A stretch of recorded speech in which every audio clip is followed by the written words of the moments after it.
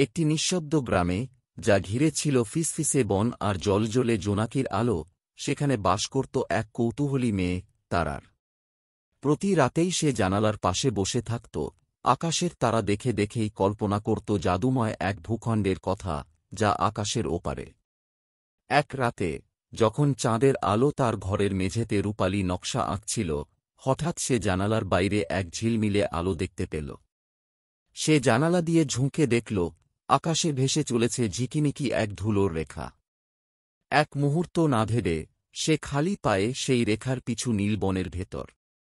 রেখাটি তাকে নিয়ে গেল এক চাঁদের আলো ঝলমলে ফাঁকা জায়গায়, যা সে আগে কখনো দেখেনি। সেখানে একগুচ্ছ মাশরুমের মাঝে দাঁড়িয়েছিল ছোট ছোট পরীরা, যাদের পাখা ছিল তারাভরা মায়াবী রেশমের মতো। তাদের আলো অন্ধকারকে আলোকিত করছিল, আর তাদের হাসি ছিল ঘণ্টার মতো মিষ্টি। স্বাগতম, তারা, বলল সবচেয়ে লম্বা পরীটি, যার মাথায় ছিল চাঁদের পাথরের মুকুট। আমি লুনিয়া, রাতের পরীদের রানী। তুমিই বেছে নেওয়া হয়েছে আমাদের দেশে যাওয়ার জন্য। তারার চোখ জ্বলে উঠল বিস্ময়ে। তোমাদের দেশ কোথায়? লুনিয়া হাসল এবং আকাশের দিকে ইশারা করল। চোখ বন্ধ করো আর আমার হাত ধরো। তারা চোখ বন্ধ করল। হাওয়ার ঝাপটা ও তারার ধুলোর ঘূর্ণির মাঝে তারা একসাথে আকাশে উড়ে গেল।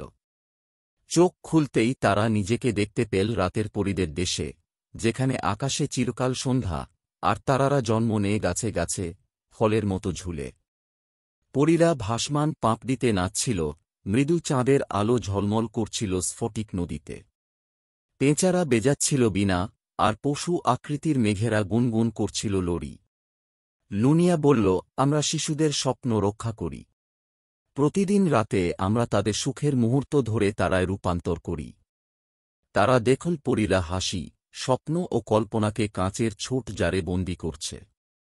আর যদি কোনো শিশু দুঃখী হয়, ধীরে জিজ্ঞেস করল তারা। লুনিয়ার হাসি ম্লান হয়ে গেল। তখন তারারা মলিন হয়ে পড়ে। তাই আমরা স্বপ্নরক্ষক চাই, তোমার মতো শিশুরা, যারা দুনিয়াকে স্বপ্ন দেখতে শেখাবে। তারার বুকের ভেতর উষ্ণ আলো জ্বলে উঠল। আমি সাহায্য করতে চাই। রানী মাথা নাড়লেন। তবে এটা নাও, সে বলল, একটি ছোট তারা আকৃতির লকেট তারার গলায় পরিয়ে দিয়ে। যখনই কারো একটু জাদুর দরকার হবে, এটা আলো জ্বালাবে। যখন ফেরার সময় এল, তারা দুঃখ পেল না। সে জানত তার যাত্রা তখনই শুরু। এক চিমটি তারার ধুলোর সে আবার তার ঘরে ফিরে এল, গলায় ঝোলানো লকেটটা হালকা আলো ছড়াচ্ছিল। সেই রাত থেকে তারা স্বপ্ন ছড়াতে শুরু করল। ছোট ভাইকে গল্প পড়িয়ে, প্রতিবেশীদের জন্য ফুল রোপণ করে, স্কুলের দেয়ালে তারা এঁকে। সে যেখানেই যেত, হাসি ছড়িয়ে পড়ত, আর প্রতিবার কারো মুখে হাসি ফুটত, আকাশে একটা তারা একটু বেশি ঝলমলে হয়ে উঠত। আর এভাবেই রাতের পরীদের দেশ হয়ে উঠল আরও সুন্দর, এক সাহসী মেয়ের এবং তার উজ্জ্বল হৃদয়ের জন্য।